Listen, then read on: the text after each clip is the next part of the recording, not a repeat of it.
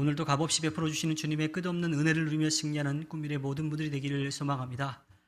무엇보다도 우리의 삶의 주관자이신, 우리의 왕이신 주님을 믿고 의지하여 승리하는 꿈미래가 되기를 바랍니다.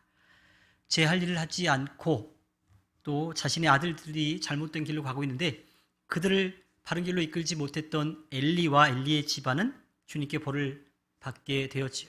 그리고 그 다음에 이스라엘 민족을 위해 준비된 사무엘이 이스라엘 민족을 다스리기 시작합니다. 사무엘은 자신이 해야 될 일에 열심을 내어서요, 블레셋으로부터 이스라엘 민족을 보호해 줬어요. 또 그들에게 빼앗겼던 땅도 다시 되찾아 왔지요. 그리고 그 땅에 원래 살고 있었던 아모리 족속과도 평화를 이루면서 살았습니다. 그리고 해마다 베델과 길갈과 미스바를 돌아다니면서 이스라엘 민족 사이에 있는 그 다툼들, 그 분쟁들을 평화롭게 중재해 주는 역할을 했습니다. 그리고 자신의 고향인 라마에서도요, 이스라엘의 사사로서의 제 역할을 감당했지요. 참 멋진 모습인 것 같아요. 그런데 그러한 사무엘에게도 좀 아쉬운 모습이 있습니다. 사무엘상 8장 1절에 보면요, 사무엘은 늙자 자기의 아들들을 이스라엘의 사사로 세웠다. 자, 구약시대의 제사장들은요, 아론의 아들들 또 그 후손들이 제사장이 될 수가 있었어요. 그러니까 제사장은 혈통을 통해서 그 제사장직을 이어갈 수 있는데 사사는 아니었습니다. 우리가 사사기를 통해서 아들들에게 부와 권력을 넘겨주려고 했었던 기드온에 대한 이야기를 들었고요. 또 기드온의 아들인 아비멜렉, 아버지가 왕이다라고 하는 그러한 이름을 가지고 왕이 되려고 했던 그 이야기들을 함께 나눈 적이 있지요.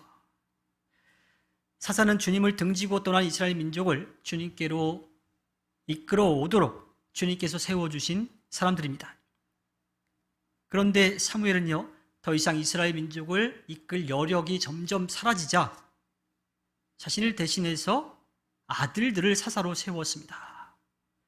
시작이 좋은 이 사무엘이었지만요, 그 역시도 완전하지 못한 존재였습니다.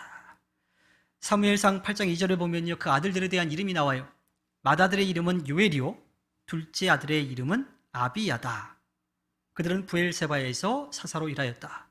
맏아들 요엘은요, 하나님은 여호와는 하나님이시다라고 하는 뜻을 담고 있고, 둘째 아들 아비야는요, 여호와는 나의 아버지시다라고 하는 뜻을 담고 있어요. 그런데 그 두 아들들은 이름과 전혀 상관없이 오히려 더 그 반대로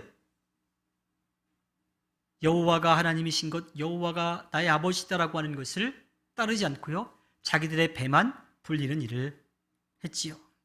그들은 예루살렘 남쪽으로부터 약 75km 정도 떨어진 맹세의 우물, 또 뭐 일곱의 우물이라고 하는 부엘세바에서 있었어요. 그것은 당시로 보면 변방인 거죠. 어떻게 보면 사무엘이 자기가 가지고 있는 여력으로는 뭐 길갈, 미스바 이쪽 또 베델 정도만 돌아보고 그 변방까지는 갈 수가 없으니까 자기의 아들들을 대리인으로 세워가지고 그것을 돌보도록 한 그런 모습으로 볼 수도 있을 것 같아요. 그런데 문제는 사무엘상 8장 3절에 나옵니다. 그러나 그 아들들은 아버지의 길을 따라 살지 않고 돈벌이에만 정신이 팔려 뇌물을 바꿔서 치우치게 재판을 하였다. 어디서 많이 들어본 듯한 이야기이지 않아요? 엘리의 아들들, 홈니와 비느하스가 제사장으로서의 자기의 역할은 하지 않고요, 자기의 몫으로 돌아올 것 이상으로 사람들의 것을 빼앗아 갔던 그런 적이 있었지요.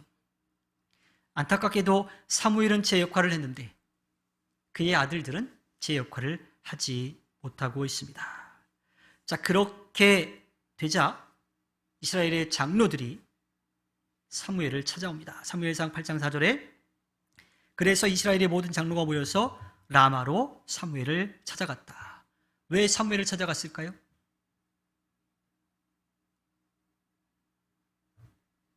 요엘과 아비야의 아버지가 사무엘이니까 찾아갔기도 했고요. 또 사무엘이 그들을 사사로 세웠잖아요. 그러니까 그 책임도 묻고 이 문제도 좀 해결해야 될라라고 해서 라마에 있는 사무엘을 찾으러 간 겁니다. 이어지는 사무엘상 8장 5절에 보면요, 그들이 사무엘에게 말하였다. 보십시오, 어른께서는 늙으셨고 아드님들은 어른께서 걸어오신 그 길을 따라 살지 않습니다. 그러므로 이제 모든 이방 나라들처럼 우리에게 왕을 세워주셔서 왕이 우리를 다스리게 하여 주십시오. 사무엘이 이스라엘 민족을 돌보면서 주님께로 바로 이끌어 왔는데, 사무엘이 점점 나이가 들어가면서 이제 기력이 빠지기 시작하는 거죠. 지치기 시작하는 거예요. 자, 그래서 조금 더 지나면 사무엘이 이스라엘 민족을 다스리지 못할 때가 되면 어떤 일이 벌어질까요? 그 망나니 짓을 하고 있는 요엘과 아비야가 자기들을 다스리게 되는 상황이 벌어질 거란 말이에요. 그래서 이스라엘 민족의 지도자들이 볼 때는, 이스라엘 민족의 장로들이 볼 때는 생각도 하기 싫은 거죠. 얼마나 끔찍한 일이겠어요. 그래서 이스라엘 민족은 그러한 사사들이 자신들을 다스리는 것보다는 오히려 이방 민족들에게 있는 왕처럼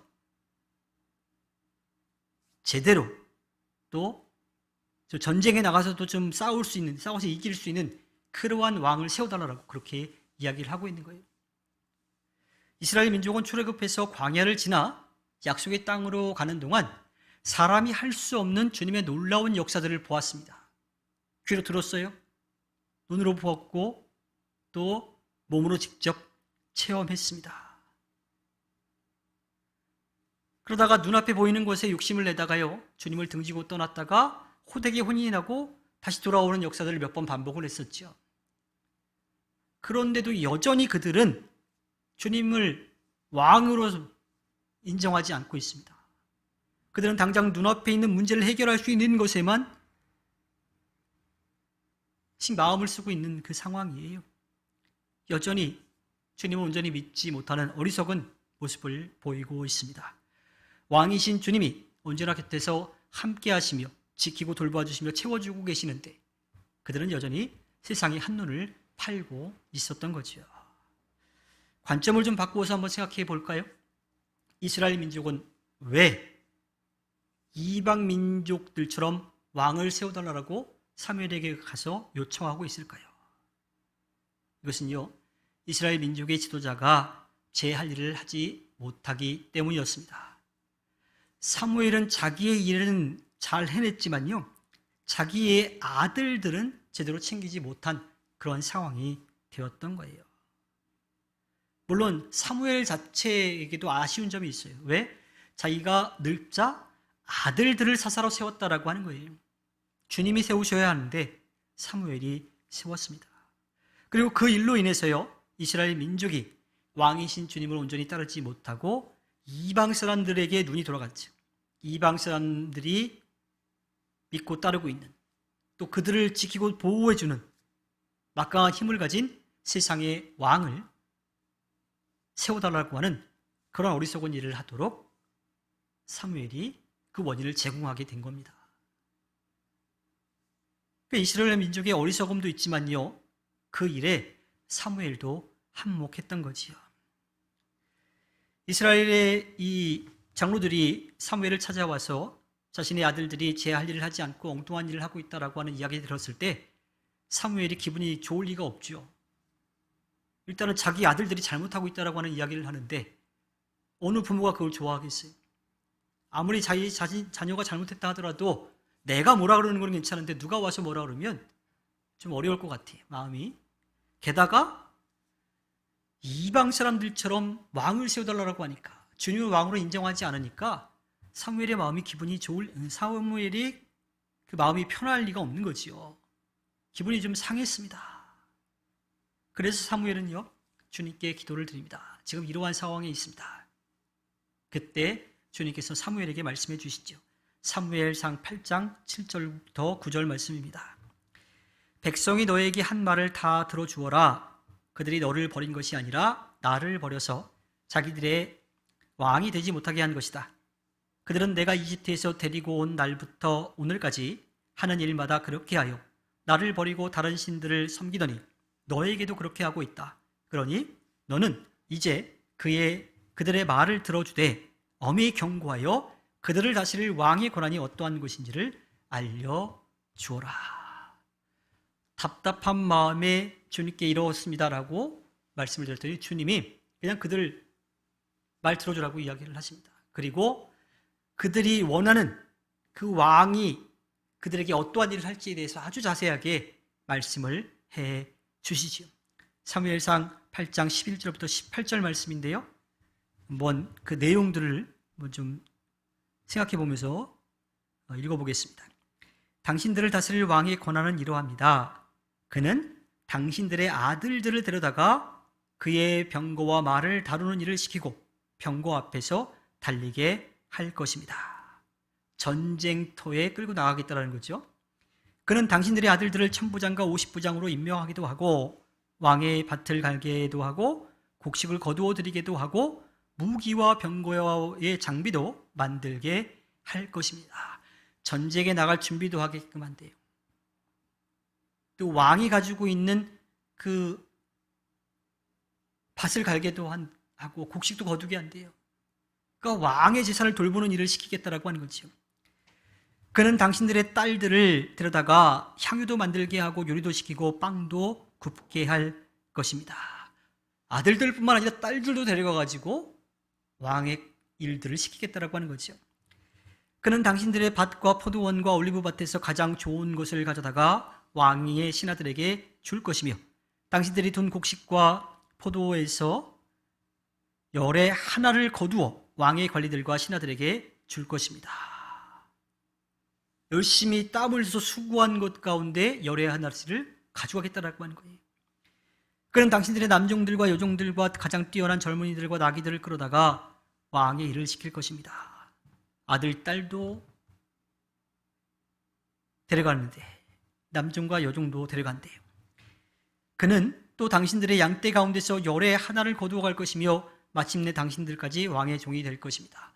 곡식뿐만 아니라 가축까지도 다 가져간대요. 그러다 보면 나중에는 어떻게 돼? 전부 다 왕에게 빼앗기게 될 거다 하는 이야기이지요. 그때야 당신들이 스스로 택한 왕 때문에 울부짖을 터이지만 그때의 주님께서는 당신들의 기도에 응답하지 않으실 것입니다. 제일 문제는 여기에 주님이 그때는 응답하지 않으시겠다라고 하는 거죠. 지금의 지도자들은요, 카리스마라고 하는 것 앞에서 이 지도력을 가지고 확 끌어가는 힘도 가지고 있지만 지금은 섬김의 리더십이라고 이야기를 하잖아요. 막강한 권력을 가지고 있는 것이 아니라 자기를 지도자로 인정해 주는 사람들, 그들을 품고 그들과 함께 살아갈 수 있는 길들을 찾아가는 그런 시대잖아요.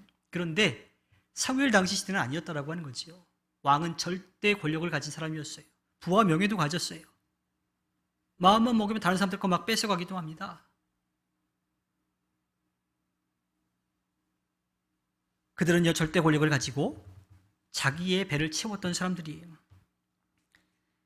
주님은 이스라엘 민족에게 왕이 세워지면 그 왕이 어떠한 일을 할 거다, 너희들에게 어떻게 할 거다라고 하는 것을 정말 자세하게 알려주고 계십니다. 그 일들은 사랑하는 자녀도 빼앗겨야 되는 거고요. 자신이 데리고 있는 뛰어난 종들도 빼앗기게 되는 거고요.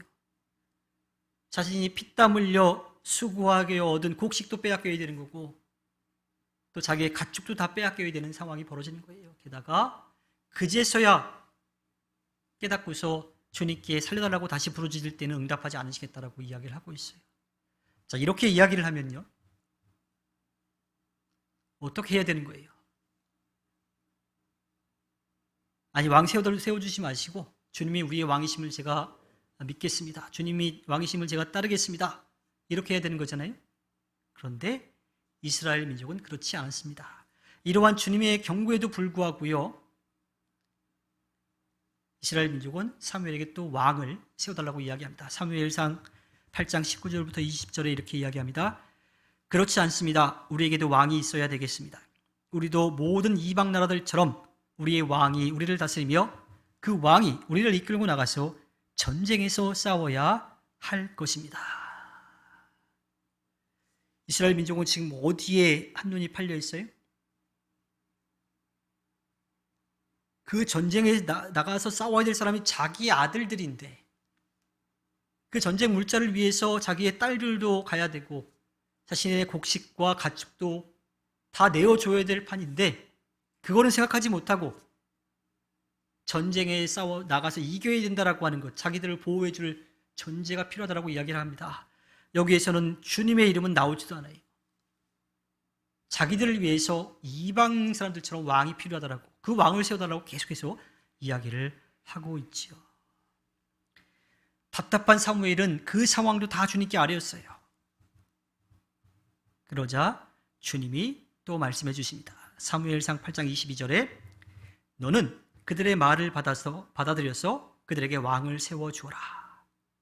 그래서 사무엘은 이스라엘 사람들에게 각자 자기의 성으로 돌아가라고 일렀다.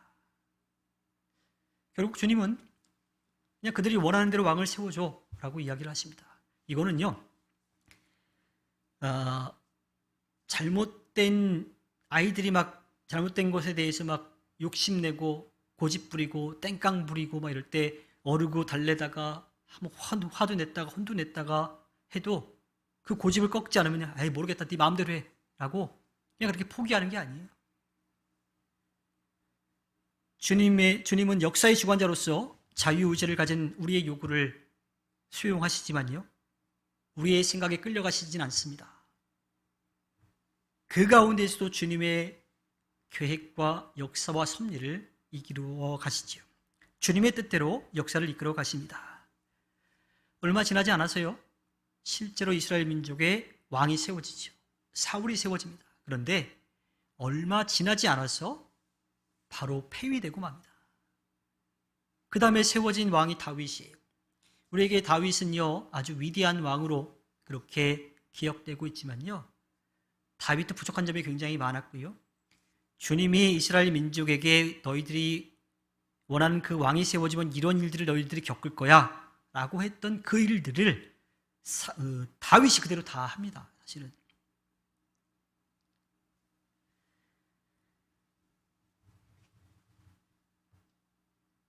자, 그래도 주님은요, 그 일들 속에서 이스라엘 민족을 사랑하셔서 구원의 역사를 분명하게 이루어 가십니다. 나라가 쪼개지고 나라가 멸망해가는 그 상황 가운데에서도 주님은 계속해서 선지자들을 보내셔서 그들이 돌아와야 된다라고 하는 것을 말씀해 주시죠. 그리고 그 가운데서 제일 중요한 것은 그들의 왕은 이방 사람들처럼 세상의 권력이나 또 부와 명예를 가지고 있는 존재가 아니라 자신들을 만드시고 자신들을 다 아셔서 이끌어 가시는 주님이 왕이심을 분명하게 깨닫게 해 주십니다. 우리는 실수하지만 주님은 실수하지 않으십니다. 우리의 실수를 통해서도요, 주님의 구원의 역사를 이루어 가십니다. 그렇다고요, 우리가 가만히 있으면 되는 게 아니에요. 주님이 우리의 왕이심을 믿고 겸손히 주님의 뜻을 조금씩 더 알아가면서 주님이 우리를 믿고 맡기신 일들에 열심을 내야 되는 거지요. 그것이 믿음으로 구원의 은혜를 누리는 겁니다. 또 우리를 믿고 맡기신 일들이 있지요. 이 땅에서 성령의 능력을 힘입어서 하나님의 자녀로 예수 그리스도의 증인과 제자로 살아가는 것. 그 안에는 교회 공동체를 세워가는 것도 있고요. 그 안에는 섬김도 있습니다. 그 안에는 나눔도 있고요. 그 안에는 전도도 있습니다. 그래서 우리를 믿고 맡겨주신 일들을 우리가 열심을 다해서 힘을 다해서 해내야 하는 겁니다. 결과는 주님께서 하실 거예요. 우리를 사랑하시는 주님의 마음을 알아서 아직 주님을 알지 못하는 이들에게 주님의 사랑과 은혜를 전하며 또 나누며 살아가야 합니다. 이스라엘 민족처럼 금방 뜨거워졌다가 금방 식어버리는, 또 눈앞에 있는 것만 바라보면서 거기에만 정신이 팔려가지고 불안해하고 또 땡깡 부리고 주님을 시험하고 하는 그러한 모습이 아니라 우리를 사랑하신 주님이 우리와 함께하고 계심을 믿고 의지하고 우리의 왕이심을, 우리의 창조주이심을 믿고 주님을 바라보며 나아가는 삶이 되어야 합니다. 잠깐 누리고 말 세상이 아니라 영원한 하늘나라를 바라보며 우리의 왕이신 주님을 믿고 나아가 승리하는 꿈미래 모든 분들이 되기를 주님의 이름으로 부탁드립니다. 기도하겠습니다.